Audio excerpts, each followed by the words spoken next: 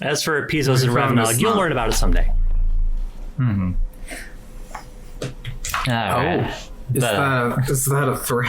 It's not a threat. It's a promise. It's a guarantee. At EV Anarch Incorporated, it's a guarantee. Anyways, hi, Bridget. Hi. You're here actually right next to me, and hi, Evie. You are not here right next to me. Unfortunately, that's right. I am on the scene. I am the podcaster abroad for Put It On the List, reporting to you live from the American Southeast. It fucking sucks out here. Please help me. Are you reporting live on the tragic loss of one Brianna from the podcast and how she will not be featured on this week's episode? It's a little weird to do that because y'all are over there and I'm over here, but sure. Bree's not here. We have sad news. You're on the scene, off the scene. Sad news, everyone. Brianna died the second her dick was cut off. It's like a fucking... Oh god, I'm forgetting the name of the guy with the hair gets cut off. Samson. It's like Samson. Had the same thought, except like it's more like Gandalf the Grey. She fought the Dick Balrog, and now she's come back. She's returned. She's rejuvenated. She's Brianna the White. And oh yeah, she definitely is Brianna the White. That's the secret. At her core, she's always been Brianna the White. as all of us have been. I can hear you. What reviews connected by cast or crew, deciding the next film, that's the gist. Put it on the list. Anyways, hi everyone. Welcome to Put It On The List, a bi-weekly podcast where each episode we discuss a movie, one of ours choosing. The next time around, someone else picks a movie connected by either cast or crew. Do we actually say why Brianna's not here other than... I feel like we've alluded to it enough. I'm trying to do my introductions here. She's recovering from major surgery. Do I see that happening? Brianna is recovering from a major surgery at which she's thankfully not in the hospital, but she's not able to sit down for prolonged periods of time. She has to... Anyways, my name is Jay. I'm Bridget. I'm Evie. What's it like being at the end of the list this time of introductions? It feels alright. It's fine. And this week we are here to discuss Mandy, as picked out by Bridget. She connected it from Triplets of Belleville by not Wildcard, but what was it? Like two re-recording artists. ADR people? Yeah. Two ADR. We never got a name on those people. We did. You got a name on them? I don't remember you mentioning the name on them. Yeah, I already said both. Oh, okay. I guess it slipped my brain. I don't have it right now. You weren't prepared for me to call you out on it, be like, you never gave us an actual name on this person. So I won't be able to. I have a computer that has like slightly minor notes, which is like the most. This is going to be very interesting. I mean, you have a computer that you could go to, but you've decided to instead only utilize your phone this time around. Yes. Mm-hmm. And? I mean, like, not keeping notes is the pro move, in my opinion, as someone who never takes notes. It's all, it's all coming out of the dome. Here's the thing. I feel it definitely worked last time for me. This time I needed to watch Mandy again right before this episode because this movie is so strongly vibes based that I was like, I I can't get across the things I want to get across without having it like fresh in the skull here. But we're getting ahead of ourselves. We're getting way too far ahead of ourselves because first and foremost, I guess a little bit of housekeeping, since we kind of alluded to it earlier. Our main site that we function from as a domain is going to be closing as of October 1st. So cohost.org. This might be the last episode to appear on... Yes, it's probably going to be the last episode to appear on cohost.org. But we are on Blue Sky. I will get that pulled up sometime before the end of this podcast, but it's just put it on the list bluesky.social? Is that it? Or is it bluesky.com? Beats me. I'm not on this show. I don't know. No, yeah. Evie made the wise decision of being like, pieces. I'm out of this social media shit. Yeah, like, if you are there and are wishing to partake in Twitter, but slightly less brain rot, congratulations, you are still addicted. Yep, you still have an addiction that has been Skinner boxed into your brain. My best wishes to you, and send your best wishes to me because I am the one that's going to be maintaining the Put It On The List Blue Sky We should account. maybe make a website, though. We should. Keep an eye out for us on neocities.org. That's probably where we will make a new landing site. Thank you for bringing that up. This is both the housekeeping and brainstorming part of the podcast. We're figuring out what our course of action forward is. But yes, rest in peace, co-host. You can find us on Blue Sky. If you search Put It On The List there, I assume we're going to be the only thing that shows up. Probably. Fare thee well, Eggbug. May angels carry thee to thy rest.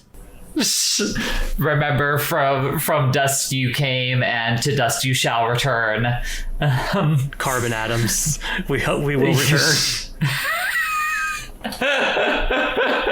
He is already carbon. Anyways, but Yeah, altered carbon. Anyways.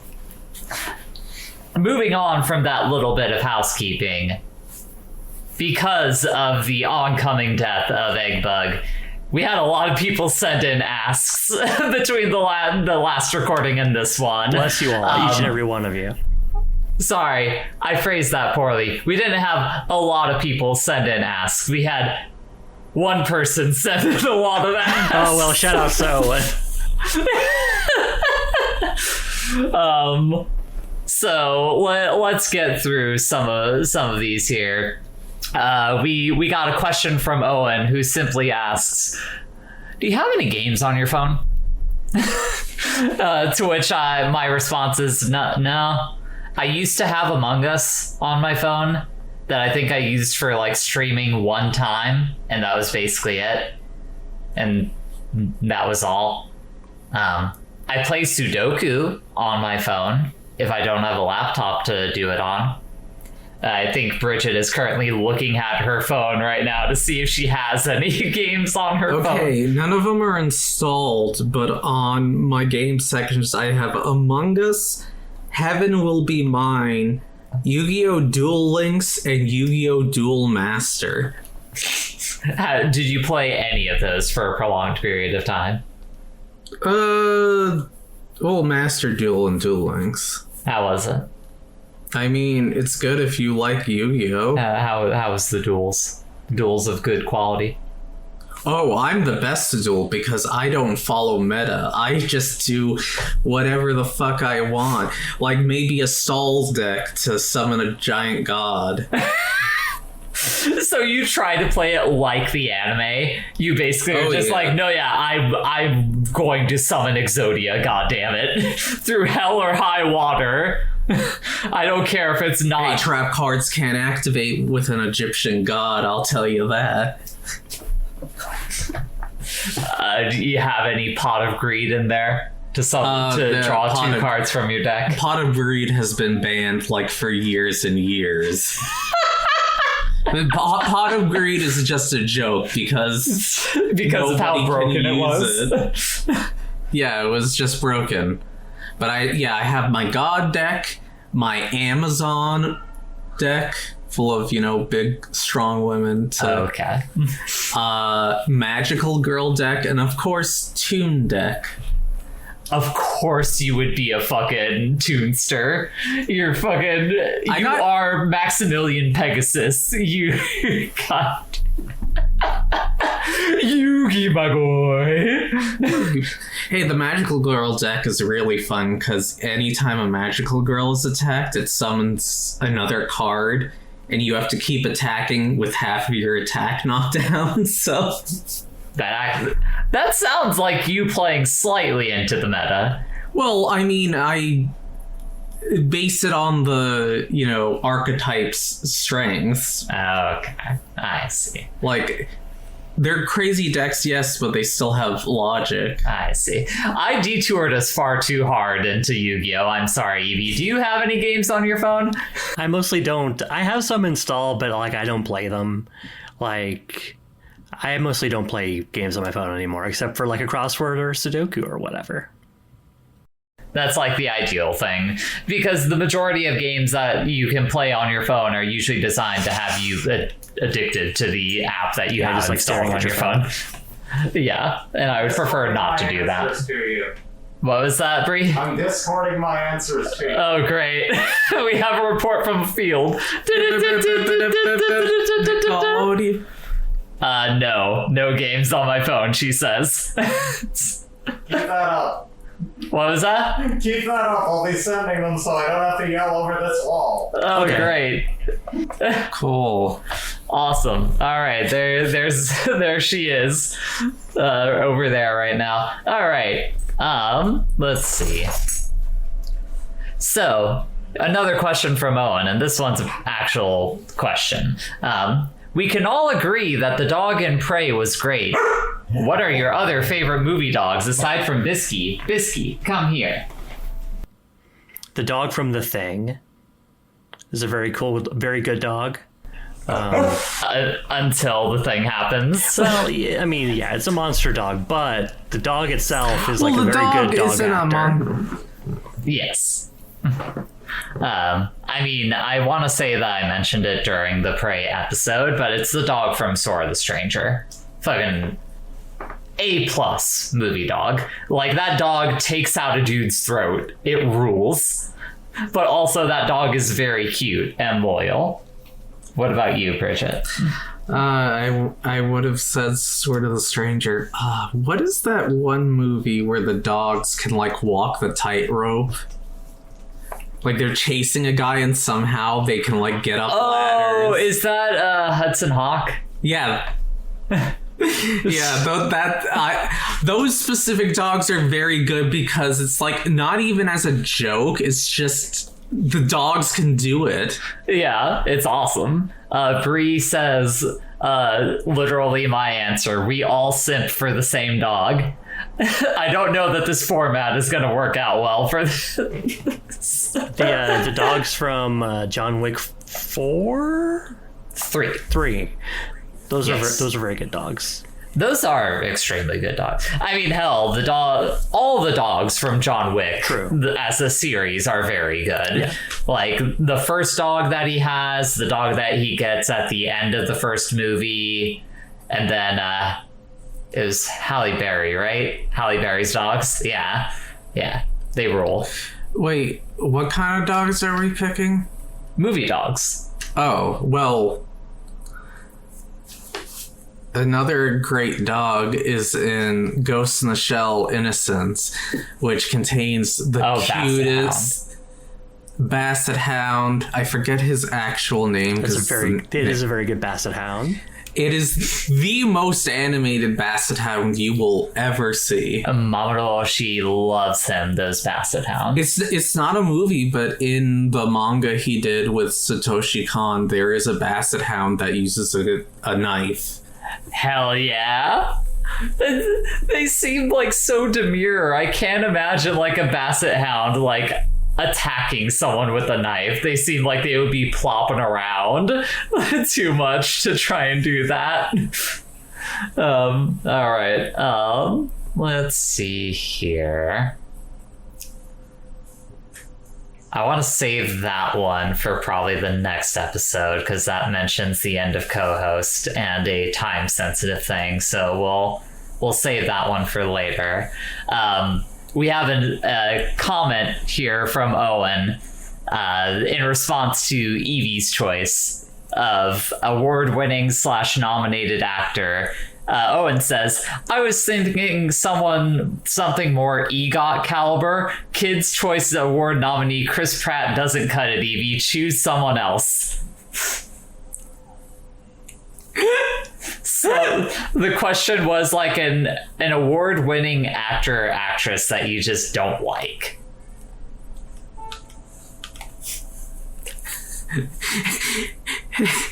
Wait, did Chris Pratt not even win the award? Is just a nominee for Kids' Choice Award? You know, if there were any justice in the world, that would be the case. I don't know. Sean Connery's a dickhead. It's good that he's dead, but wait, he said that losers whine about their best, winners go home and fuck the prom queen. Yeah, that line is so good. Yeah, but also he beats women, so fuck him. Fair point. It looks like we have some correspondence coming in from Bree. Bree, I don't think Michael Cera won any kind of award nominee, but she did comment and say Chris Pratt is just adult Michael Cera. Yes, I know Michael Cera is an adult. It still stands. All right. Okay, and let's get a question from Cybird as well. This is a actual good brain teaser one. You are granted a $1 billion budget, frankly that's too much money, to remake any movie you've covered so far. Which do you remake and what changes do you make to make the movie better? Or more funny if you want to go that way. So the qualifier is movie that we've covered so far. That's a tough one. I mean, honestly, I want to keep this one in the docket as a thing that we occasionally come back to, like every several months. I mean, if you're gonna pick any of them, it would be one you didn't think was very good. Like, the glaring one is, like, probably X, right? Like, because what are you gonna do? Remake Mulholland Drive? Oh, no. Well, here's the thing. There's two answers that you go with. You either go with X 1999 or you go with The Island of Dr. Moreau. I don't know. That thing seems, like, rotten to the core. I've already forgotten a lot of what we covered. Like, I have the list here, okay. Evie, if you'd like me to read it off. Please. We got Mulholland Drive, Babe, Pig in the City, X 1999, Saving Private Ryan, Good Will Hunting, Weird, The Al Yankovic Story, Island of Dr. Moreau, Prey, Killers of the Flower Moon, Triplets of Belleville, Mandy. Huh. It's really between those two. And honestly, here's the thing. I feel like I would sooner go with The Island of Dr. Moreau than X 1999, if I'm being honest. Because X 1999 had a budget. Like, the budget was not the issue with that movie. But yeah, also, I don't think the budget was the problem of Dr. Moreau. Yeah, I don't want to... I would be... Okay. I would say I'm remaking The Island of Dr. Moreau and then just, like, make something else with $1 billion.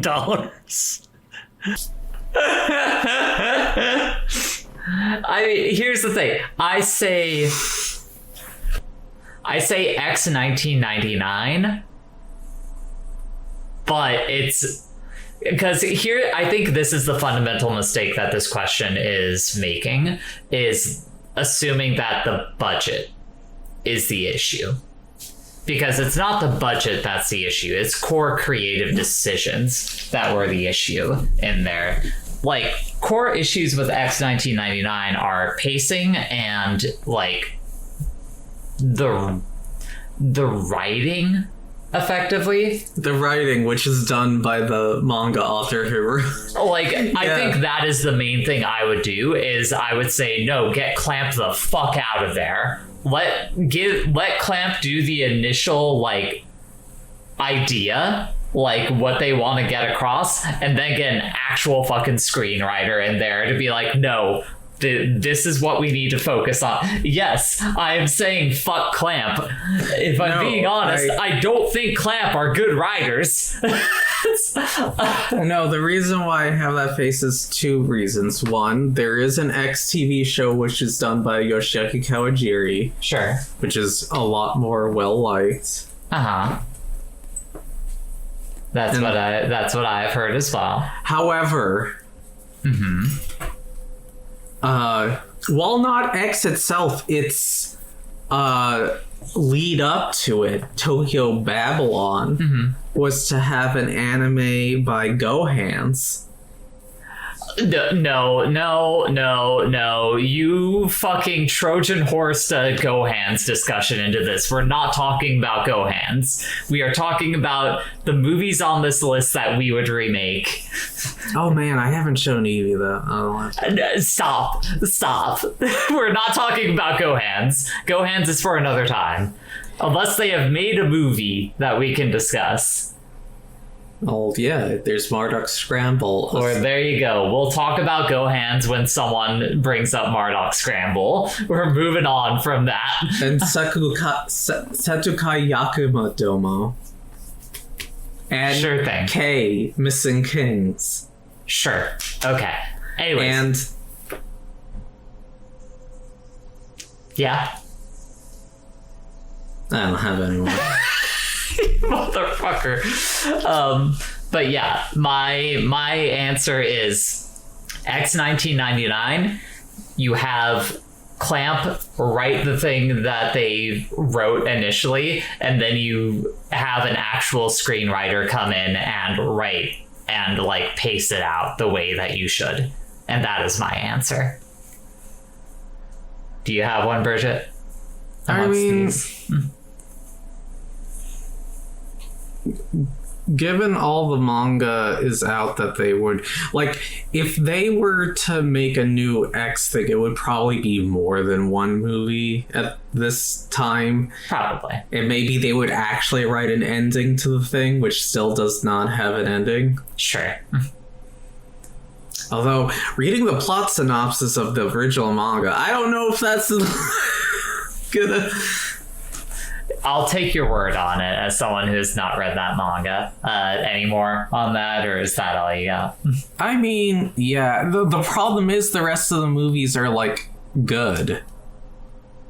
Yeah, the rest of these movies are just either good movies or did exactly what they want to do. Like, part of me says, like, Weird the Al Yankovic yeah, story, part of me does say that because I want... What would Weird Al do with, like, with that? $1 billion. That would be kind of funny to see. That would be a Freddy Got Fingered. Oh, that would be a Freddy Got Fingered, wouldn't it? Like, it just has a bunch of money, makes the... either worst or best film ever made. But here's the thing. I feel like they did exactly what they wanted to do with a Weird Al parody biopic. Like, I didn't like it that much, but I feel like they set out to do exactly what they want to do with that film. And that's my take on that one. Yeah, sure. Let's do, the X quadrilogy with the $1 billion. Sure. Doing it up. Evie? I mean, I guess it would be X, but like, like it's either what am I going to do? I'm going to put more money into a remake of Saving Private Ryan. That doesn't make any sense. No. Yeah. No. Like it's But also, like, I don't care about X. I don't think it's worth remaking The Island of Dr. Moreau. I don't think that's a story that that's not a story that is, like... Nothing needs to continue existing. Yeah, like if you're going to continue it, or if you're going to try to do a modern take on that story, it would have to be like, it would have to be a reflective sort of thing. It would effectively need to be like deeply transformative to what the original source material was. It would have to be about a bunch of like furries fucking on the island or something like that. Like it was just we got the most horny furry artist. It's an animated movie adaptation. There it is. There it is. We're finding it. We're finding it. Like. Just the horniest, butt slammingest, like furry porn artist that we can find, and just like it's the Akira of furry porn, where it's just like they can never make anything after it because it's just gonna be too expensive. Here's the visual that I have in my head is. It's a pseudo sequel to that 96 Island of Dr. Moreau. Except it's a like Route B from Nier Automata style retelling of it, where you're seeing the perspective of the animal creatures from it, and then that's how you get to what you are talking about. Like it is the B-side of like, here's just the good time these animals are having, here's the fucking culture of what they're doing, and then this fucking culture, and then the humans come along and just fucking destroy it. Bridget is doing a continuous in and out motion with her two hands. Yeah, it's just like it picks up 5 minutes after the end of the 96 movie, and Ron Perlman's just like, thank God those fucking humans are gone. Jesus Christ. All right, let's get back to the village and start Animal Zion. Spits on hand. Frank Welker will fuck. Spits on hand, and you just reach a slightly down below view of camera, and you see a cranking motion with the shoulder. Anyways. Glad we can all agree on the actual movie to remake. Wait. We have a response from Bree, who says, I would remake X as End of Eva, exactly the same, and still call it X. Wait, better. Island of Dr. Moreau, but done like End of Evangelion, exactly the same as End of Eva, and still called Island of Dr. Moreau. Bree, do you just want to make the End of Evangelion? Yes, she says. I love that despite the fact that the microphone would definitely be able to pick her up, she is just only typing responses. Anyways, moving on to the topic of discussion for our podcast today. We are talking about 2018's Panos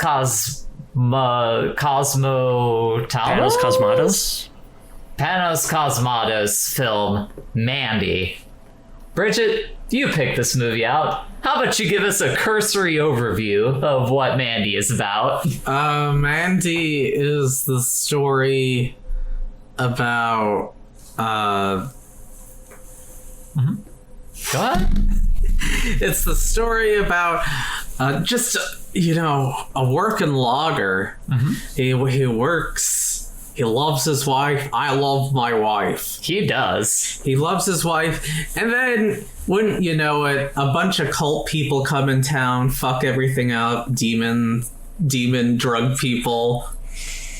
Well, they're not actual demons. Yeah, I was going to say, I don't know that they're actual demons. They're not actual demons, but they are presented as demons in the story they're of the film. Close enough to being demons, I think. Yeah, they are monsters, effectively. I think that is part of the beauty and tragedy of this film. Because essentially this movie is a revenge film in which a man's life gets so fucked up that the division in his brain between like reality and fiction just gets utterly destroyed.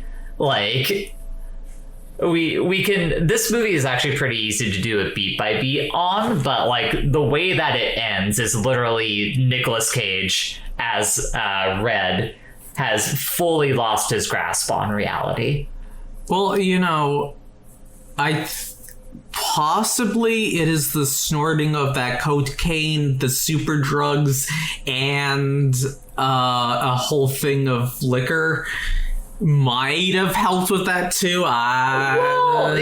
Yes, but the whole point is the whole point of what I'm trying to get across is that like the experience that he goes through just destroys his fucking sense of reality. Like, regardless of it being from the trauma or the drugs, all of it combines into destroying. The drugs. Yes.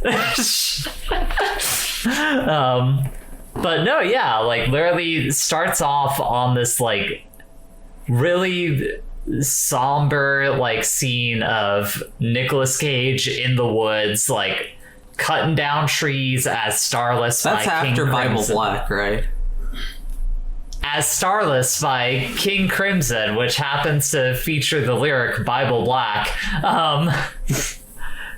Bridget thinking too much about pornography in this episode of Put It on the List. But yeah, like Starless, fucking beautiful song, does like a really great job of like just letting you know how vibes based this film is going to be. Like no dialogue, just that song going. Like it's in like dusk. Dusk is the period between Twilight, yes, in like this nice like twilight lighting going on. No dialogue, you know. Once he finishes with his day, Buddy is trying to like hand him some beer and he's like, nah. Which is like a really good like character building moment for Red, where it's just like, oh, this man like does not want to drink. Like maybe he used to drink, as you see later on in the film as he spirals out of control. But yeah, nice little moment. You go ahead. I was just gonna say there's a lot of moments in this movie that are like text and words would not do it justice the way it looks. Because a lot of this film just has like certain scenes, like we'll get to it, but like when Mandy is drugged, that whole scene. Oh yeah. Like I wish this movie makes me wish that I have like experimented more with hallucinogens in one way or another, so I would be able to better describe what's happening in it visually. I mean, Brie has taken hallucinogens, but she's taken a different kind of hallucinogen than what is forced upon Mandy in the movie. Oh, okay. So you mean like getting stung by a bee in a... Yeah, as far as I know, Brie has never had a giant killer hornet that is dunked in what I imagine is probably just a giant vat of LSD and had that stung into her neck to induce harder hallucinations. But, oh, wait. We have a comment from the field coming in from Brie here.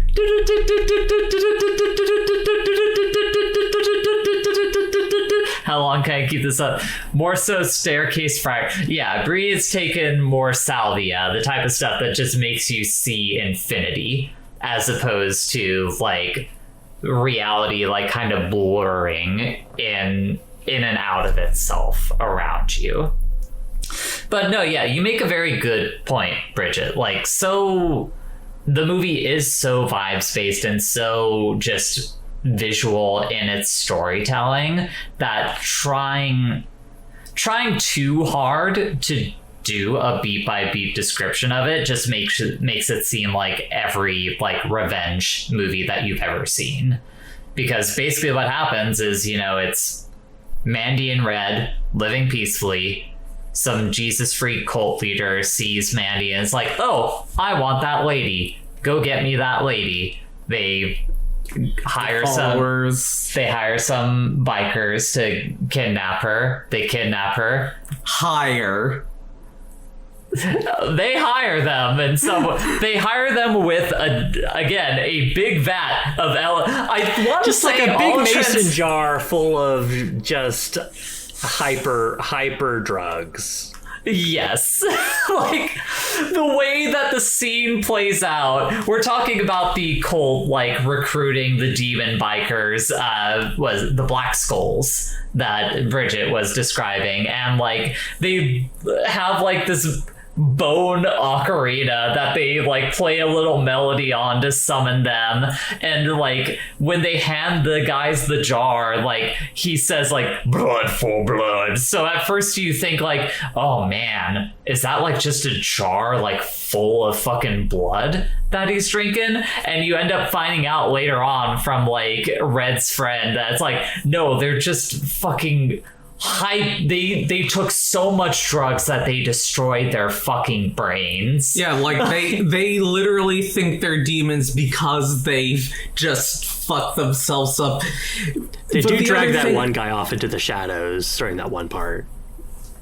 But it's not even like a James Wan like getting dragged like 20 feet suddenly in one direction. It's just they have their hands on his face and are slowly pulling him into the darkness. Yeah, like, he's going like, yeah. Like they, for all we know, they took him off camera and then just took like an axe to his head. That was it. I mean, we should note, like, they do at least at first give off a lot of supernatural vibes just because of the way they talk. The way they dress, the costume design on them is like Cenobite-ish. Yeah, like especially one of them is literally just always dripping. Basically, this is the year of the goop. Yeah, there's in our circle, colored lighting and a smoke machine whenever they show up, and but like the big scene in their hideout or whatever, and they're just like in a trailer, like in a trailer. One of them's just jerking it to porn. Yeah, while there's just a giant pile of like cocaine on the table, like it's really kind of pathetic. Like that's one of my favorite parts about that movie is like they set up all of the villains of this movie as being these like larger than life figures, like with this level of like bombast to them that makes you believe that they are going to be these like massive presence, like almost like you're saying demonic presences in this movie. And then what effectively happens in the movie is like the two sides flip, because you have like the life of Mandy and Red, where they're basically living like Frances McDormand and her husband in Fargo. Yeah. That like they're just living in a fucking cabin doing shit all. Like they don't want to be fucking bothered. Like yeah, like they're like if Norm from Fargo, instead of like painting ducks, he painted like Boris Vallejo paintings. Like it's yeah. And then you have like on the other side these like cult Jesus freaks, demon bikers, and then you hit the halfway point of the film and those dynamics just flip the opposite direction. Yes, I can tell you the exact moment when it flips. Oh no, yeah. I mean, we gotta get through the beginning of the movie because a good part of why the movie works so well in terms of like its vibes and really earning where it goes is like that first 45 minutes or so. You spend like a fair amount of time just like with Mandy and Red, just as they're just living their lives. Yeah, exactly. Like, you have the little scenes peppered in there with the cult stuff and whatnot. You have Bridget over here next to me playing with her hair. But yeah, it doesn't take until like 40-minute mark, maybe 50-minute mark, that, you know, shit finally happens. The cult leaders kidnap Mandy, drug her, trying and...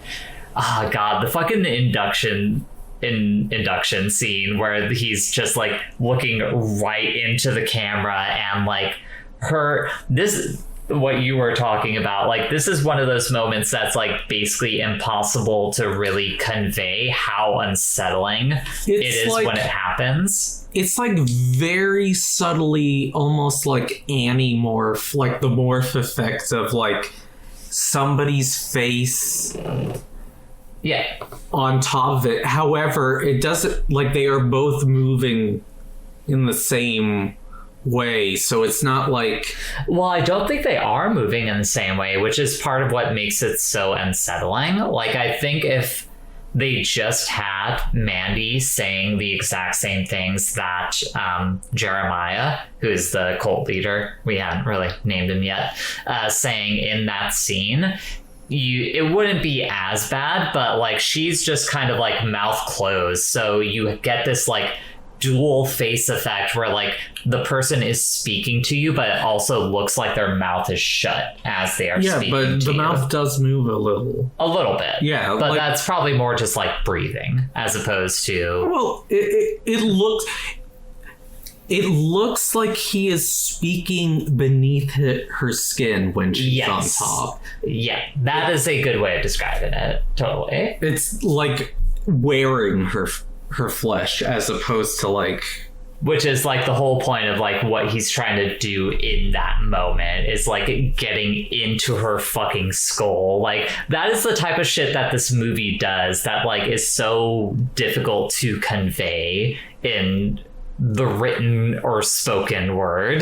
It can only be done visually. And I think like what they do in that scene, which is like going back to the idea that like these like cult characters sort of carry themselves with like a sort of like, you know, a weight or gravitas, but they're actually just a bunch of losers. Like, Mandy, even while drugged, she sees through the artifice. Like, she sees that these people are pathetic and that like Jeremiah is extremely pathetic, and like that's kind of what signs her death warrant, is that she's like she laughs at the guy like in his face as not simply laughs at him. He disrobes and is just standing in front of her, cock out, flapping in the wind, and he's just like, "What do you think of me?" And while this is going on, so it needs to be stated that this cult is basically like the Manson family. Like, it is just a fictional parallel of that, because not only are they like kidnapping girls, trying to brainwash them into being sex slaves, but he's also a failed fucking musician, just like Manson. And while he's disrobing and showing all this, he's playing his record, and she's just cackling like a fucking demon at him, and he like starts having a panic attack and screaming like, "Shut up! Don't look at me! None of you look at me!"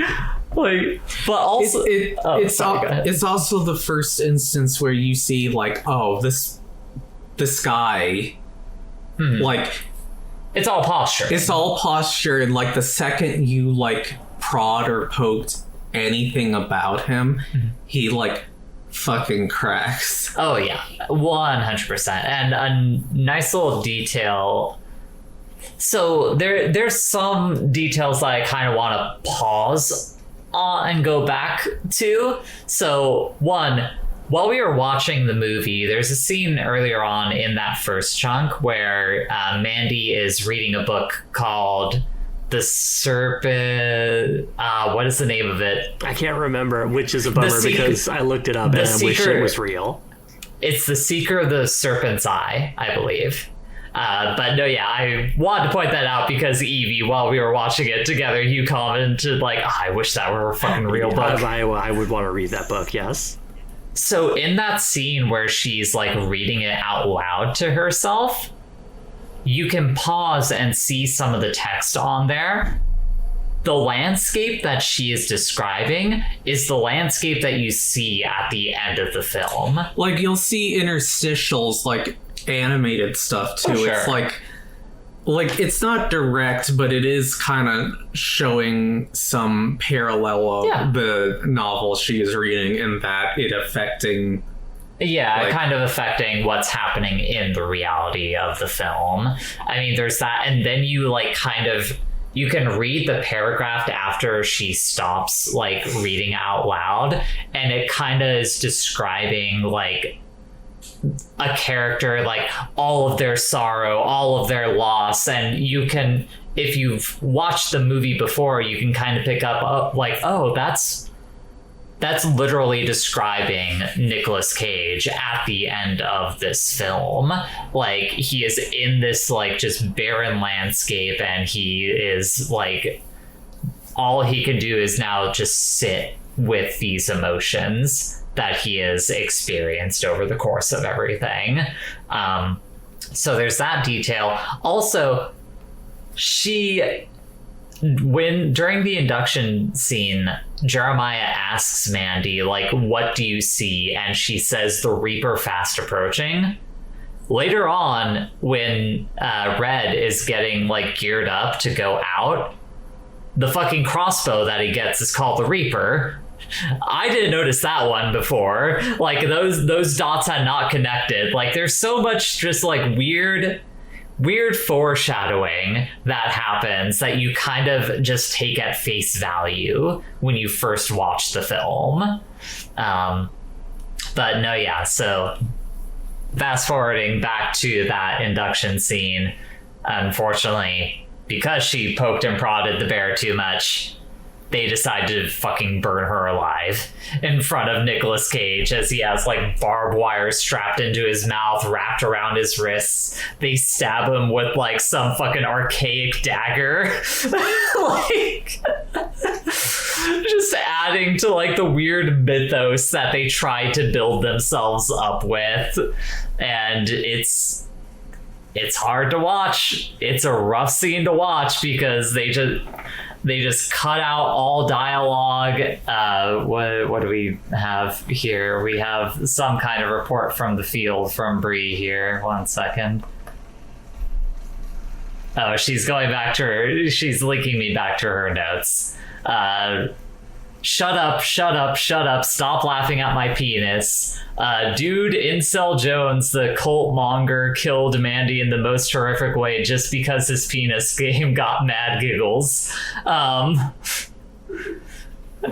go ahead and stop at that, but just because talking more about the burning scene. But no, yeah, just no dialogue. You just are sitting there looking at the anguish on Nicolas Cage's face as Mandy burns, and it's fucking awful. And like, it's showing you like cuts of like the cult's faces, like, and they're all just like laughing like jackals. It's sucks.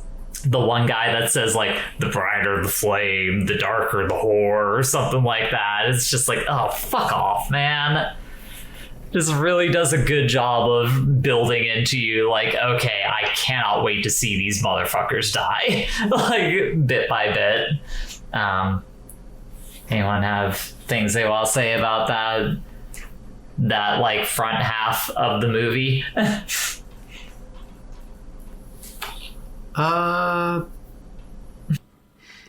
It's worth mentioning that Mandy is like an illustrator. She creates, you know, Frank Frazetta, or like the sort of paintings that would be airbrushed on the side of a van. it's so sad that we only get to see like one shot of the paintings that she makes, because that one painting she makes looks fucking sick. like multi-eyed bear or something like that. Like, it's awesome. We also kind of skipped over like the main lady cultist is like really wants her to be the only one loved by him, and he just is like, you suck, you're the worst, everything you do is awful. I mean, to be fair, I feel like the movie doesn't do much with the side cultists. They are kind of just fodder for Nicolas Cage when you get into the back half of the film. They have like little personalities other than most of them just take orders from the boss. Each one of them has their own little perk that basically except for like the younger girl who just kind of seems there. Well, I would say that that's kind of the like character trait of her, is she is like the young person that got like inducted into the cult and like just is kind of more lost than anything else. She's the only one who ends up surviving Red. Yeah. Right, because he could just kind of leaves her. Yeah. So like it kind of gives the idea that like she's here, but she's not like there in the same way that the rest of the cult members are. She's not truly drinking the Kool-Aid. Yeah, exactly.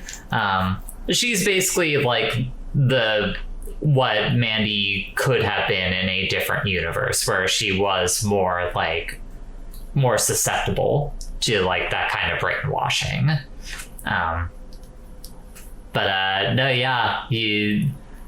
He just sits there. He has to sit there all fucking night until the cultists just decide to leave him, and he bleeds so much that he's able to just eventually like slip his wrist out of the barbed wire that he's stuck in, and he goes over to what is now the pile of ashes that was once Mandy, and you just like, there's like the encasing of what would have been her skull, and you just get to see that like crumble into dust and float off into the wind, and it's just awful. Like that's what I mean when it's like so vibes based. Like you just kind of have to sit with it. Like there's no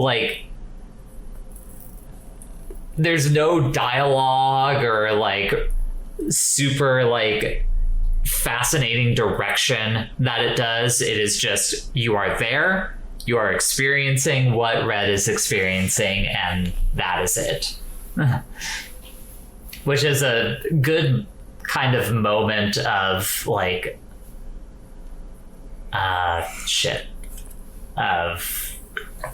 damn it, I'm forgetting the way to phrase it, but like contrast. It's a good moment of contrast from like those more like surreal moments of like drug tripping and stuff of that nature, like the fantastical elements where it's just like, no, that person is dead, this person is here having to experience the fact that that person is dead, and that's it. Yeah, and like the sort of following scenes where like, you know, he goes into the bathroom and it's just a long holding shot of him freaking the fuck out. Like, yeah, specifically in his underwear, you can see the whole deal. He just is in there with a huge, he has to like dig, like this is part of the reason why you could like kind of tell that he probably in a past life was like an alcoholic or something like it's that. It's easier like, to read him that way because like just he has just like a bottle of like Everclear or whatever, like hidden it like deep in a cabinet. Yeah, like that was the point I was gonna like really touch on, is just like, it's not simply he reaches into a cabinet and grabs it. He's like rifling through like a drawer tucked away in a corner in the bathroom for that. in the bathroom for that Everclear, and he gets it and he just starts fucking chugging it, and between chugging it he's just screaming. And the screaming slowly turns into like sobbing. Like, it's fucking brutal. Bree says, God, Red breaking down is so fucking intense. You feel it. This film is a fine example of how great Nicolas Cage is as an actor. He's so often viewed as silly because he puts this much intensity into like the worst projects that don't deserve his intensity and thus comes off as funny. But this is one of my first experiences of him in a good role. And like, no, yeah. You said it while we were watching, Evie, but very genuinely, Nicolas Cage is probably one of our finest like living actors. Like right now, he is actually amazing as an actor and does not get the credit that he deserves by the internet at large. Yeah, like you could see, like, you know, there was that period of time where he was just like doing direct to DVD type stuff. Like has a history of like financial issues or whatever. But like when you see him put like his whole ass into like a project, it really pays off. Yeah, like it's not the Sorcerer's Apprentice. Yeah, like it's genuinely such a shame. Like in some ways, I feel like even the people on the internet who like try to champion him as like a great actor, even kind of unfortunately just because of the way that things are on the internet, don't even really do a good job of like defending him as an actor, like because it's still too focused on like the, I don't want to say intensity, but like the more maximalism of him as an actor, the memeified version of him as an actor, like that.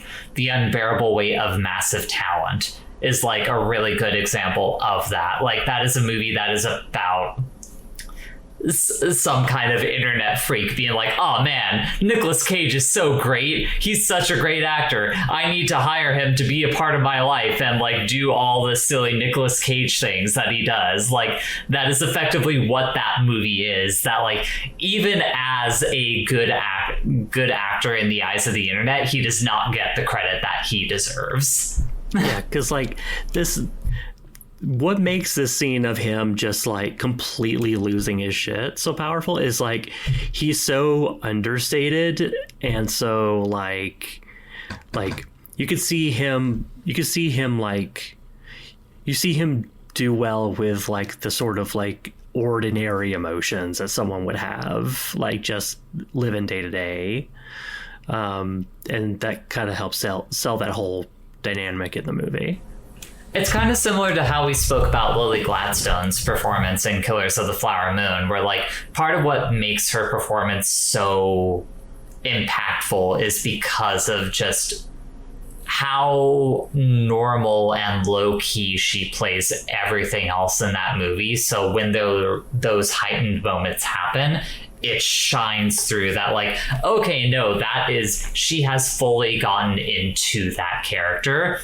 That is just how that character would react to things normally. And this is when the unbridled emotion, like just, it has nowhere else to go. So, yeah. But yeah, like, God, kind of just going back to like the normal life of like Mandy and Red, where like, they're literally just like hanging out in bed one night talking about like what their favorite planets are. Like that is a whole scene that the two of them have together. Do you think that Nicolas Cage ad-libbed Galactus because he's such a comic book guy? I could go one of two ways on that being an ad-lib or not. Like, I could see Nicolas Cage as a comic book guy saying, like, no, yeah, like, this guy would say something about Galactus. Like, look at the kind of person that he's married to. But I could also see Panos Cosmatos being a fucking nerd and saying, like, no, yeah, I'm going to have him mention Galactus in here. We're going to eat the plants. Like,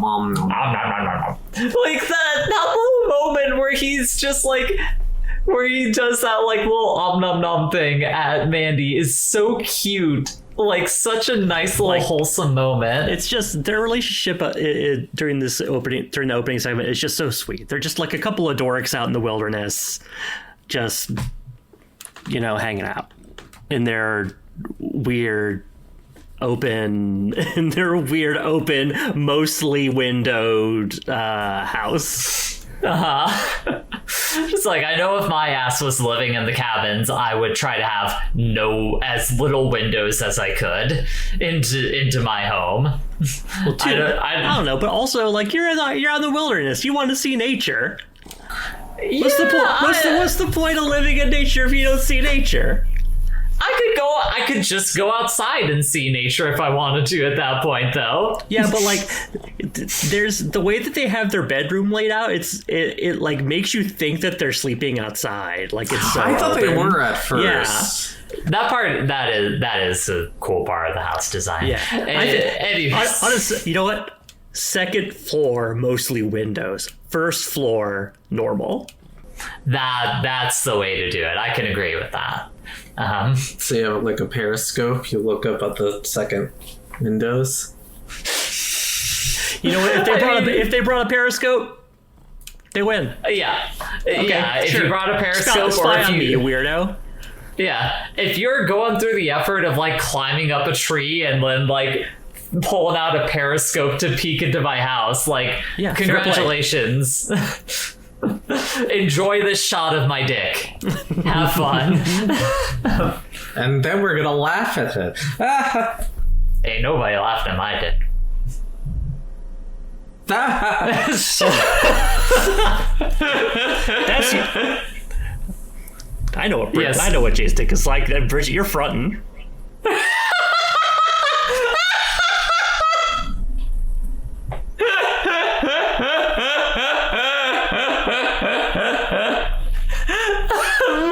Along from that. Sorry, Jay. I didn't mean to. No, it's all good. Please continue praising my dick live on this recorded podcast. We were talking about, but yes.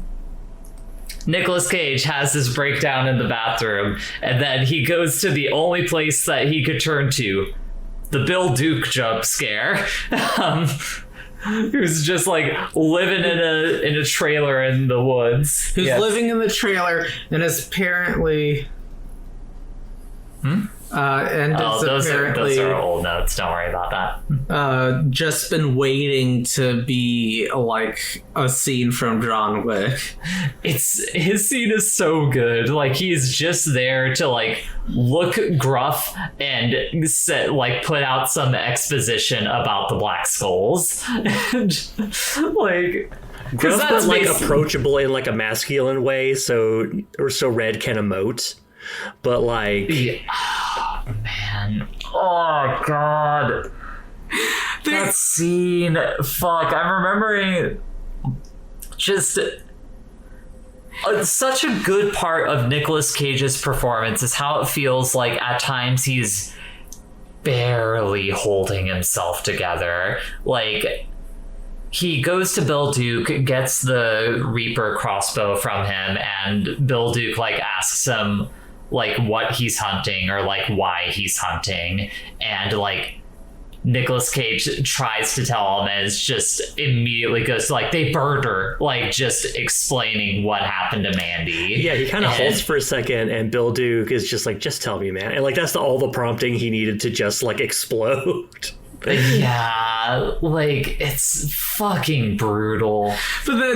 But then afterwards, he's like, "Oh, if you go over the Black Skulls, you're probably gonna die." And then Nicolas Cage is like, "Don't be so negative." It's so funny. Which again points to like how this man is barely holding it together. Like there's another moment later on where someone asks him like, do you have a death wish? And Nicolas Cage is just like, I don't want to talk about it. Like that's literally all what his response is. He literally says, I don't want to talk about it. And it's like, no, yeah, if I had a death wish like he did, I probably wouldn't want to talk about it either. If I saw the shit that I did. Like, in some ways, it's maybe one of the more realistic portrayals of someone, like, going on, like, a death vengeance, like, rampage, because you're just, like, overcome by this murderous rage, but you're also so sad that the people you love died. Like, oh, man. But yeah, he goes and gets his crossbow from Bill Duke, who also gives him, like, really cool arrows that kill people real good. And then Nicolas Cage proceeds to go to the smelting factory and craft the coolest fucking axe ever known to man. Look, I know it is pretty bizarre to just have a smelting studio that has a preformed shape of like the coolest metal. That is actually maybe the least believable part of this movie, is that he just has that cast ready to go for the axe. I believe that he was intending to make this already. This was already something he had in the hopper. He was gonna hang it up above the fireplace. I'm really into God of War, and I wanted to make one for my own. It's a real cool axe. I always really like it. It's inspired by the Klingon Batleth, but it's it's not exactly a Batleth because that's an Earth ship, but it's inspired by. It's my own design, have a little originality in it. But no, I don't know. Like that part is. It's got a 3 foot long tang. But yeah, and then we were theorizing on the rewatch right beforehand that they had to have like a smelting body double, because they were probably like, we can't pay for Nicolas Cage's like Nicolas Cage injuries if he happens to hurt himself. Because there's some shots where he's doing like the smelting process where like his face isn't fully lit and he has like big ass aviator shades on, so you're like, that's and also probably like it's not clearly him. shot from like chest high down, like you don't see his face. No. So they probably called someone in for that. But if they didn't, and that's actually Nicolas Cage, awesome. I love that. I believe that he has, made a sword before. Yeah, I could believe it. That's probably something that he spent an inordinate amount of money on at some point or another, and was like, I gotta go act in knowing to pay this off.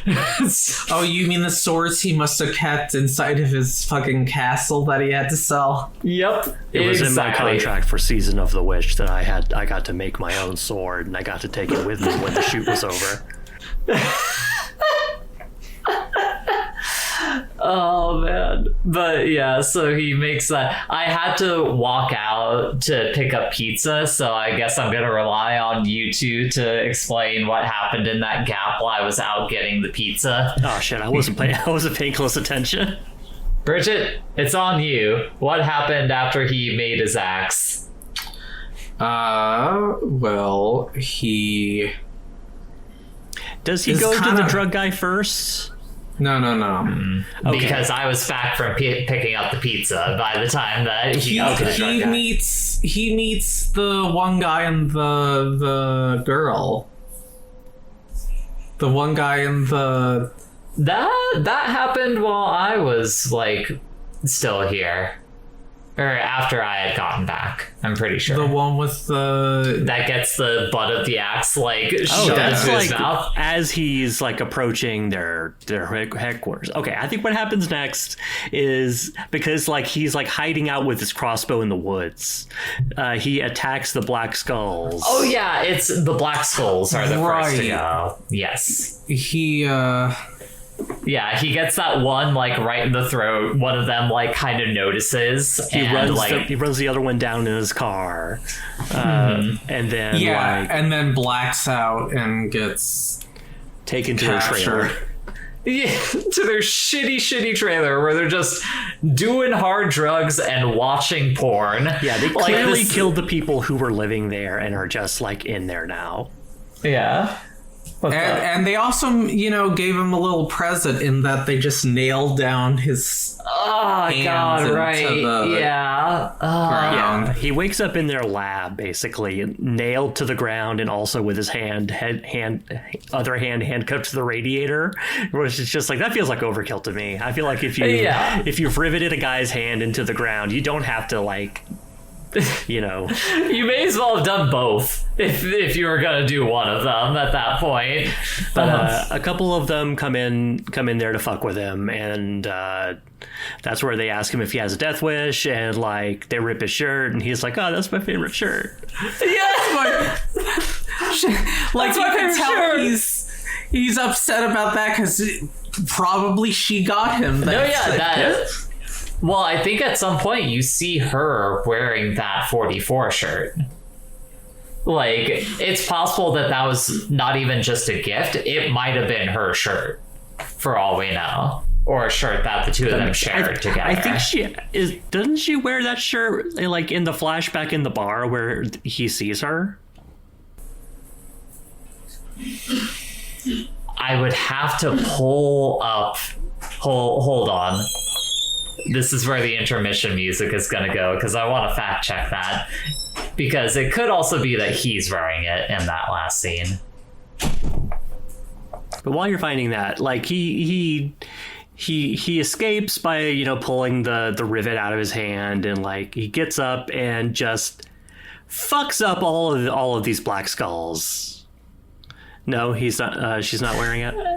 He's wearing it in that scene. So okay, it was. but It still, was. yeah. But it's the shirt that he was wearing when he met her. Yeah.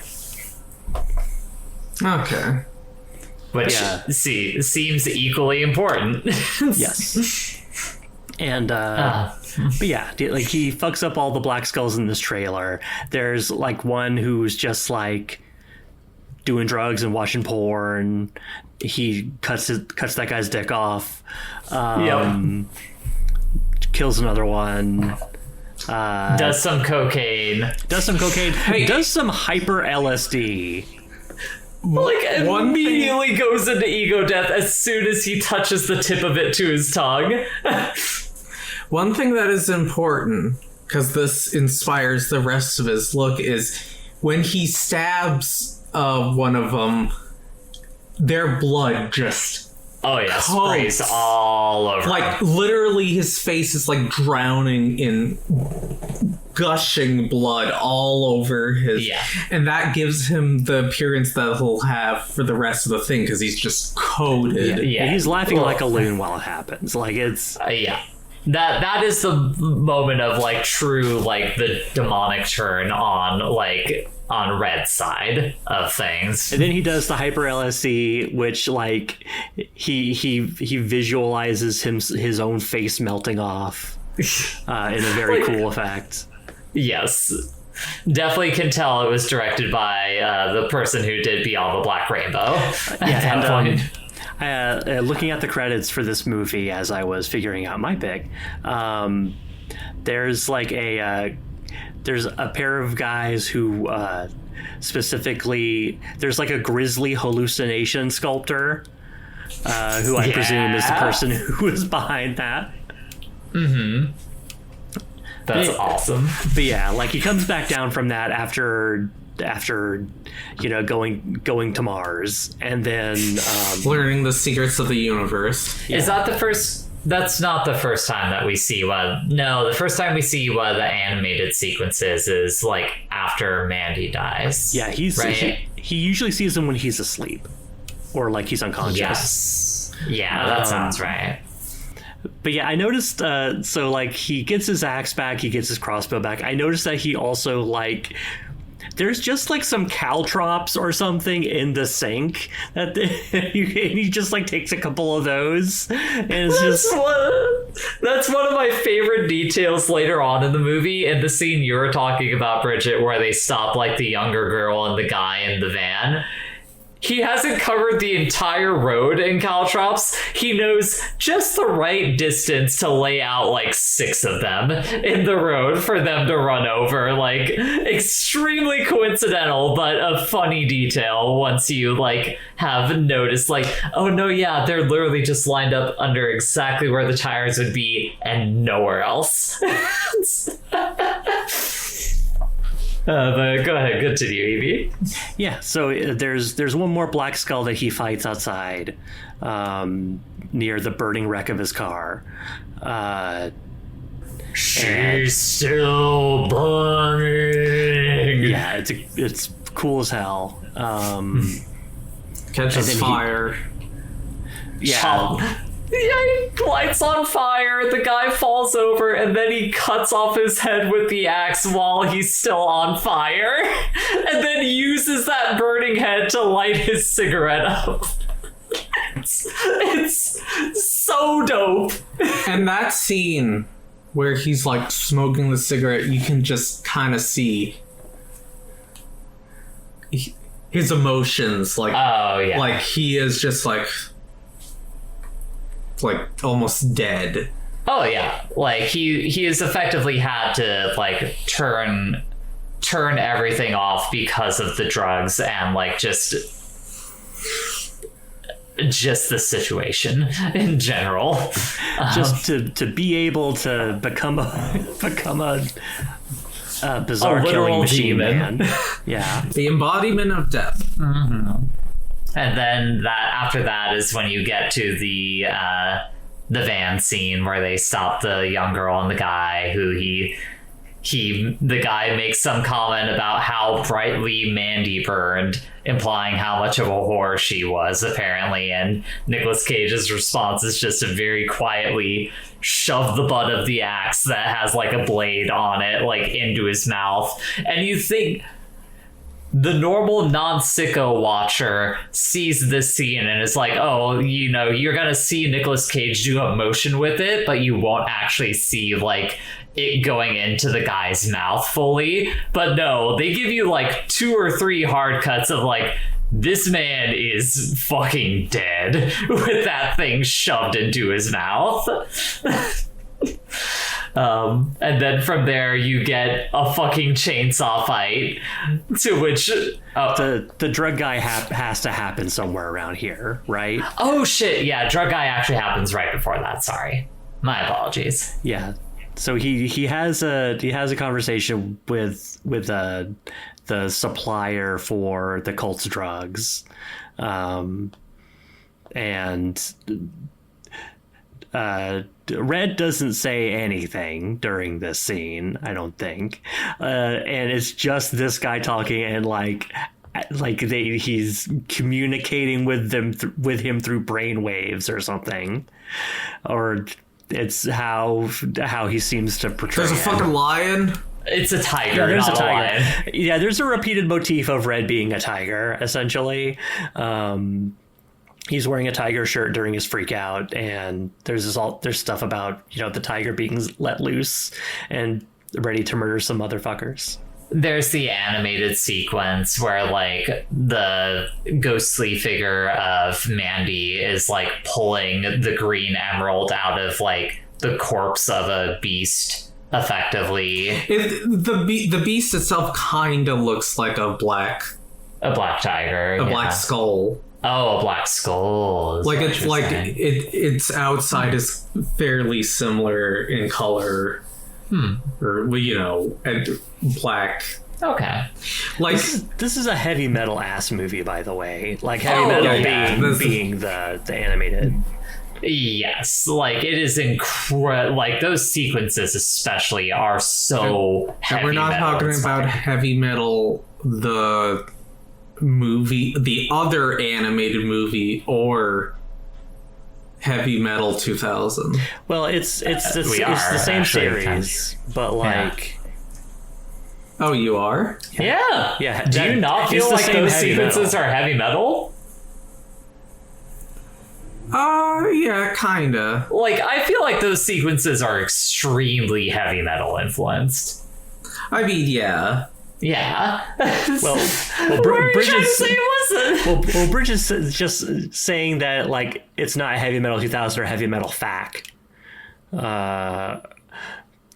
But like the truth is, it actually is those things because it's all the same heavy metal. Yeah. Yes. Now that I. But also, it's extremely heavy metal music wise. we've kind of alluded to it before. Have you both seen Heavy Metal? A long time ago. Yeah, I've seen But that. I have seen. Yeah, I have seen it. But also, we skipped the extremely late title card where it is just like it's Mandy, and then it says Mandy, and then it just like bleeds out in the most black metal like font imaginable. It's so good. It's so but no, this whole movie could be like spray painted onto the side of a van, basically. I know we're not the first ones who have talked about this movie to say that, but it's still true. Holds true. Yeah. It begs the statement. It forces you to have that leave your mouth at some point or another when talking about it. You can make a really cool set of pewter figurines of the various characters in this movie. But yeah, you have the drug scene where there's a tiger there for some reason, and then like after, that's the only other person that lives is the drug guy. Like for some reason, like Nick Cage just kind of like leaves after the drug guy lets the tiger loose, and then you get like a nice like shot of just like the tiger in the wild like roaring for visually. And Tiger set loose in the Pacific Northwest.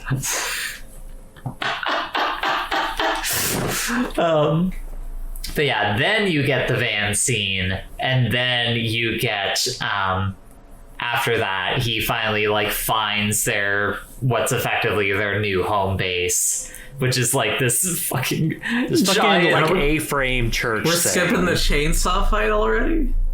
Well, he sees it in the distance before he does the chainsaw fight. Oh, okay. Yeah, but yeah, just an A-frame church in the middle of a fucking like gorge that he like sneaks into the outside of, finds a chainsaw lying on the ground, and oh wait, no, first he does a Kobe and throws an axe at a dude. Yeah, there's a dickhead working on a car, and then Red kills the shit out of him with an axe. It's great. It's awesome. And then he finds a chainsaw and is like, all right, I'm gonna go kill this guy with the chainsaw. Uh-oh, that guy has an even bigger chainsaw. Cue Bloodborne boss music at this moment, because guess what, motherfucker? It's a chainsaw fight. Not even that, like fucking the Resident Evil 4 remake where you're like parrying the fucking chainsaw. With your knife, yeah. But Bree compares this fight to the fight from the end of Streets of Fire with the sledgehammers. Yeah, that's a good comparison. It is. It's an extremely it's an extremely good comparison, because both of those movies, you see the main character like looking at the weapon and you're like, oh hell yeah, they're about to murk someone, and then you see the other person get one and you're like, it's the fucking vibe or TikTok of the guy being like, are they gonna do it? Yes, yes, yes, yes. Can you take me higher? As soon as they start clashing weapons. Shark's not dead? Oh my god! Okay. Oh my god! Yeah, they have, inside jokes aside. Yeah.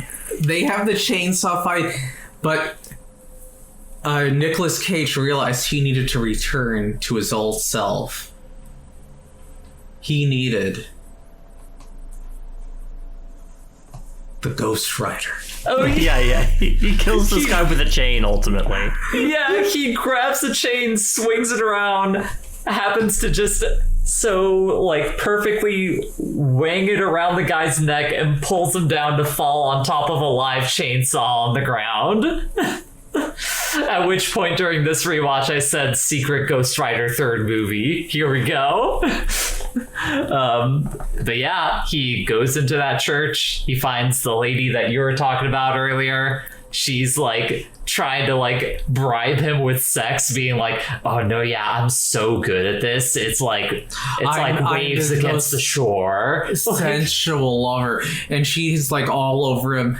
Cage there, or Red there, just stone face. He's not just stone face, like actively looking away from her, like not even acknowledging her as a presence in his vicinity.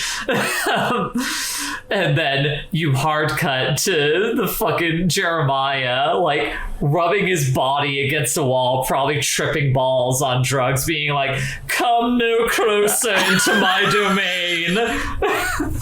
And then he tosses the head and he's like, oh! Yeah, tosses the lady's decapitated head into the room and he's like, oh my god, what the fuck? And this scene is so good because the guy, like, Red is not saying anything for like basically this entire scene except for like 2 or 3 lines, and the guy just keeps flip-flopping between like insane posturing and like begging for like forgiveness effectively. Like he keeps being like, no, you should be kneeling before me. Like my favorite part is like, he's like, if you join us, you could have all this, and it's just like this. It's just a big like nothing. He like zero. There's nothing here. Yeah, there's literally nothing here. This guy is so fucking gone off his rocker on hard hallucinogens that he's like, I am in the kingdom of heaven right now as his house is burning around him. He specifically says, you will never have the hallucinations I have. Yeah. Like that's some sort of lording power. He's like, it's because of all that hate inside of you. Like, it's like, yeah. I do got a lot of hate inside of you right now. You started this whole thing because you had hate, bro. Yeah, you tried to deny it. I'm simply embracing it. The hard switching he does between that and being like, "I'll fucking suck your dick, dude," is like, it's just so funny. It's so funny. I'll suck your dick. He's like, you should be kneeling before me. And then like Nicolas Cage just has his head on his hands and he says, I'm your god now. And slowly crushes his skull. Like, and in a motion where it's almost like Nicolas Cage is coming. Well, it's not so much the motion, it's the sound he's making. It's the sound Red makes, like, as soon as the dude's eye, like, pops out of his skull. He's just like, oh! Like, almost orgasmic is how good that relief sounds to Red in that moment. But yeah, he killed that guy, burns down the A-frame church, hops back in his car, and you see him covered in blood. He looks to his side and he sees Mandy next to him, like smoking a cigarette. You cut back to Nick and it's like a shot of him now, like in a club, like taking like a drag of a cigarette and drinking a beer. And then it cuts back to Mandy and she is also in that club. And you're able to like kind of just intuit like, oh, this is when they first met, which kind of is what leads that connection in my brain of like, oh, this guy probably used to be in a much shittier place in his life, like alcoholic, just going into dive bars every single night after work, like just really leading a sad, lonely life. Yeah. And there is an establishing shot where like he's in the car and it's otherwise just empty other than him. Oh, sure. Fair point. But yeah, go ahead. I just realized something. What'd you realize? We fucking skipped over the Cheddar Goblin. Oh, we did. Yes, we did. We could. I'm trying to wrap up the movie. We could talk about the Cheddar Goblin in a minute. It's okay. Cheddar Goblin is good. Not that actually important overall to the movie. Fine, finish up and then. But yeah, okay. So you have that shot, then you kind of cut back to the shot of Nicolas Cage, back to the shot of Mandy in the car with him, and then back to Red, and he is just smiling like a fucking maniac.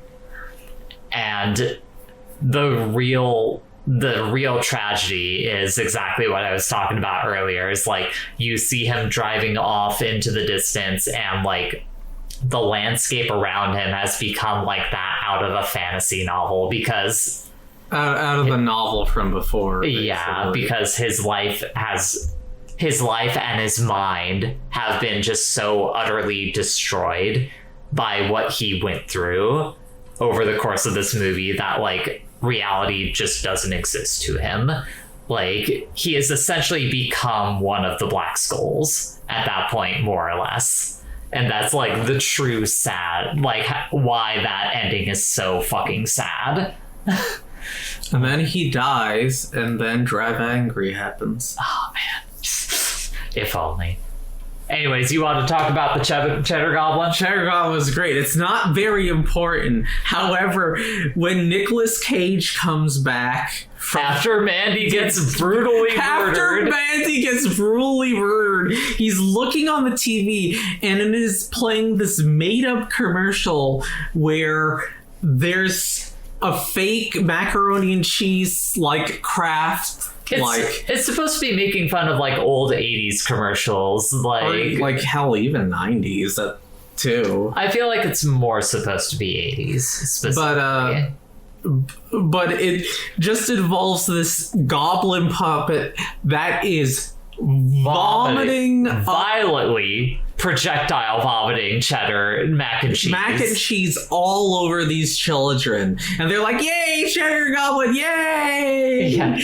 And even as that is happening, Nicolas Cage is just looking at it like, what the fuck man? Is this? Like, yeah, he's just like totally shell-shocked and suddenly watching this commercial with the vomiting goblin puppet. Yeah, you feel like they had to put this in for some kind of levity in between Mandy being burned alive and the breakdown that Nicolas Cage is about to have. The thing we should point out is this movie isn't like, there's sad parts, but I wouldn't say it's depressing. It's very good. It knows kind of how to balance those moments of like almost not like quite dark humor, but like places of levity. Absurd. Cheddar Goblin has how much? Like 70% more cheese? 60%. That's the reason why it strikes me as a more 80s commercial. When you get into the 90s, they did not bother with any kind of like actual like factual things. They did that still. They still would do the compared to leading brands. This. I mean, the movie is set in the 80s, so it's Either way. Marketing, Cheddar Goblin. But yeah, I mean, there's other things to comment on in the movie. We can talk about how like the music in this movie is fucking rocks. It's great. It's just a fucking drone metal soundtrack. So like you are able, like Bree says it, but I 100% agree with her that like more movies need to use drone metal as like their soundtrack because it is so good at just letting you sit in scenes and really take in the atmosphere and the mise en scène of like what's happening around you. Some of the music and effects in this remind me the most of Grunch Grunk Glove. That is such a fucking weird comparison. But I also get it. Yes, it's a very weird. I literally wouldn't be surprised if some people who worked on this film also contributed to that. Maybe. I don't know. That was a group effort. I know it was a group effort. I'm just saying I don't know. For those who don't know, Grunch Drunk Love is the remake of Punch Drunk Love. Except chopped I don't know if I would say it was not a remake. It's a chopped and screwed version of Punch Drunk Love, starring Adam Sandler, directed by Paul Thomas Anderson. I forgot the name of the director for a second. Yeah, but it's all glitched out in audio. fuckled. Yeah, exactly. But yeah, soundtrack, great. Visuals, phenomenal. Acting, all good. The casting is great. Like, Andrea Riseborough, I believe is her name. Riseborough, I believe, yeah. Yeah, she's such a perfect casting for... Like, we didn't talk about Mandy as a character too much, but you get the impression from the story that she tells about, like, her dad, and her dad, for some reason, just, like, brought a sack of, like, baby birds for, like, the neighborhood kids to beat to death with, like, sticks. Like, and it's just, like, you get the impression from that story, and just the way she generally, like, looks and the overall, like, aura around herself. She's, like, there's a statuesque nature to her, but it also feels like the pedestal that she's on at times is so...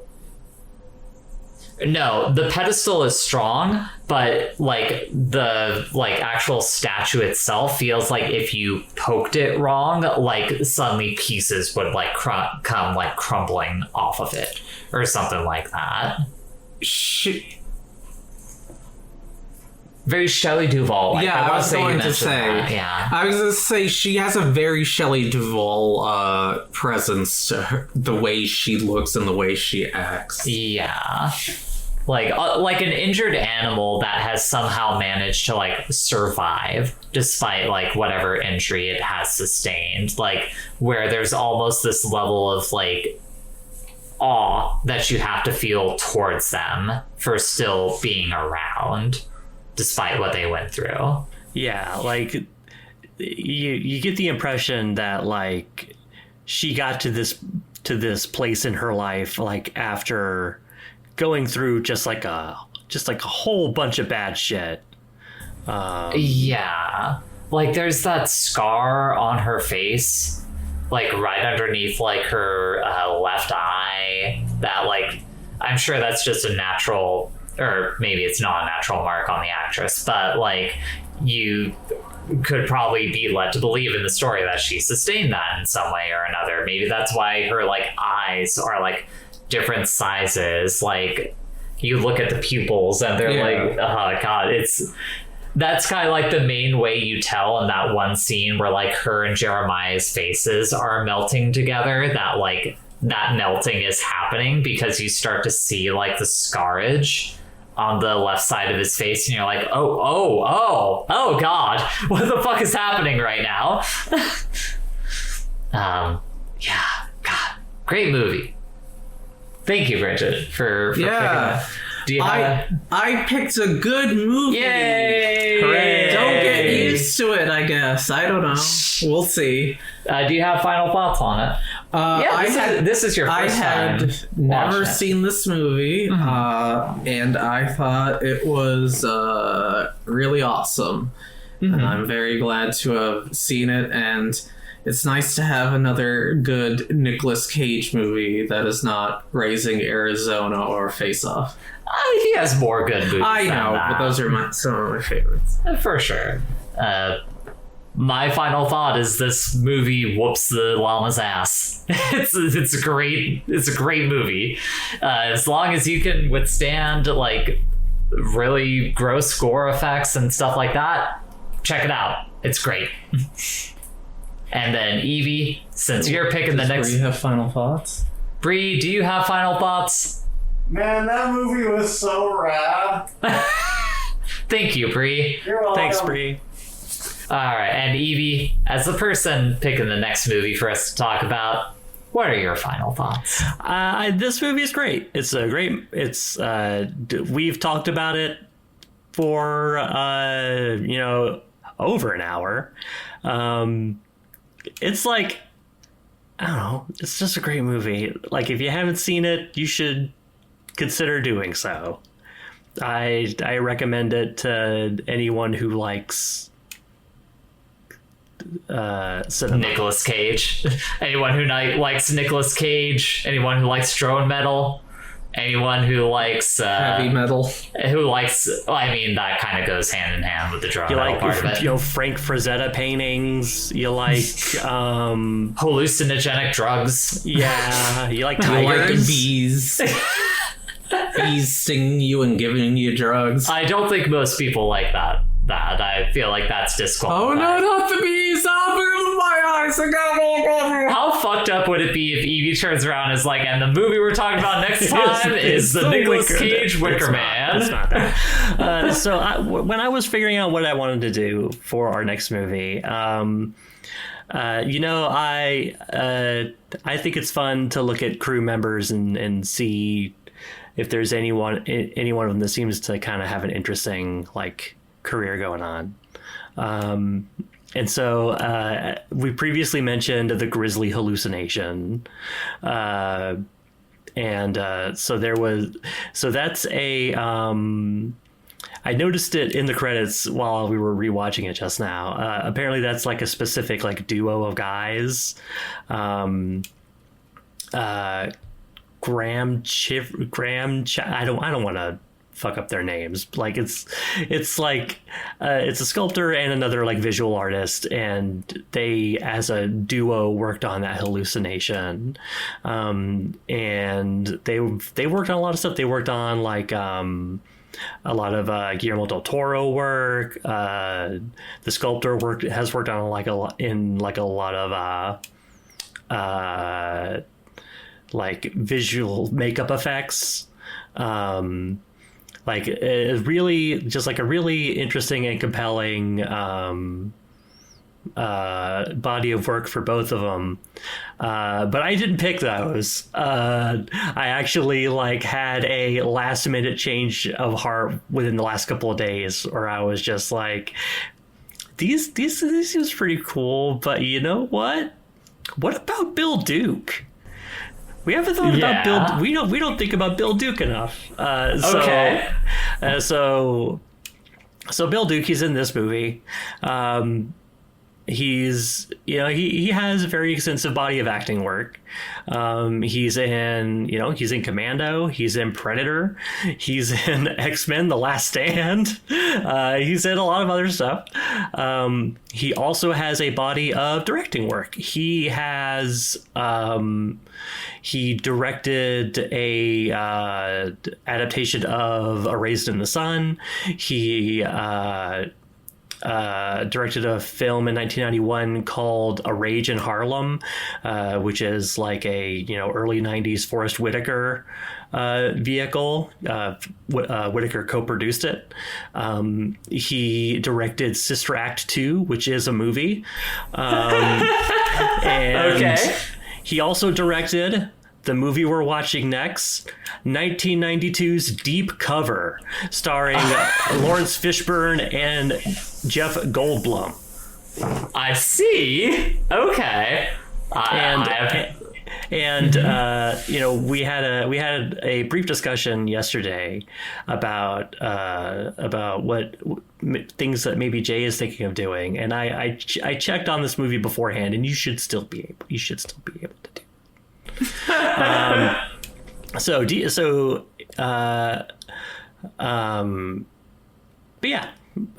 Bill Duke, who is in Mandy, also prolific director. He's actually directed films all the way up to within the last couple of years. Oh wow! I didn't know that about Bill Duke. He makes it one every few years, it seems like, and including 1992's Deep Cover starring Lawrence Fishburne, which will be our next movie. I mean, I'm sure Lawrence Fishburne is going to bring the house down in that film. It's Lawrence Fishburne in the early 90s. So yeah, it's I'm very excited because you don't think of Lawrence Fishburne as in a leading man role. No, he didn't get enough of that. Yeah, so it's gonna be. I'm excited to see this movie. Mm-hmm. All right. Well, that's been a fun recording. That will be interesting. Everyone, thank you for listening to us. My name is Jay. My name is... Wait, no, I'm not Bridget. I'm Bridget. I'm Evie. This has been Put It On The List. And Bree's back there. Bree's back in the other room right now. Find us on Blue Sky. Put it on the list. .bsky.com or .social, whatever the Or fuck it is. YouTube. Or on YouTube. Or your local RSS feed. Or Woman's Purse. Or on Spotify. We're on there too. I should probably, now that you're here and you have an actual active iCloud account, I should just activate, like, put us on iTunes through your thing, since I don't have an iCloud account. Anyways, but you'll probably find us on NeoCities somewhere in the near future, because that is a far better idea than me trying to maintain an actual social media platform, Evie. Thank you for that idea. But thank you all for joining us. Have a good night. Bye. What we view's connected by cast or crew, deciding the next film, that's the gist.